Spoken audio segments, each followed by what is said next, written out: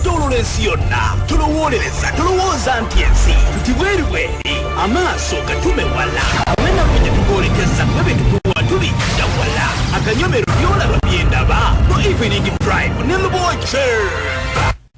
So tuline Captain Rockie Manoki mu katundu aka byolaba byendaba.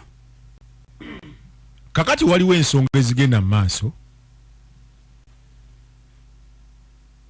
Waliwo okunoonyereza kutugenda mu maaso okuba nga tukola ne ttiimu yaffeemu. Enkiiko zitandise okutuula. Nga zaaki. Era abantu abali mu KYABAZINGA. Essebo. Mutunule nnyo. Enkiiko zituula mu kitundu ekimu ekya Eastern Region.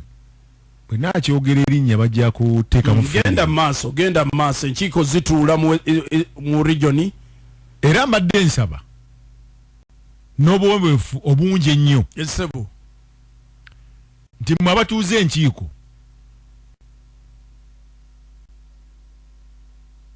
omukulu ow'ennono ow'enkizo omumanyi oyo mu Busoga bamuyita Edward Columbus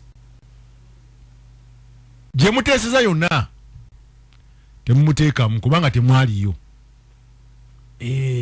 Nga kuddiremu yonna gye bateeseza omukulu Edward Columbus temumuteekamu kubanga temwaliyo. Ogamba omukulu w'ennono ow'enkizo nokateekangako omukulu ow'enkizo Edward Columbus ow'enkizo temumuteekamu. Zibondo temumuteeka mu bintu byammwe kuba temwaliyo. Kubanga ekisooka temumanyi engeri gyali, mubadde temumufaako temulowoozaako.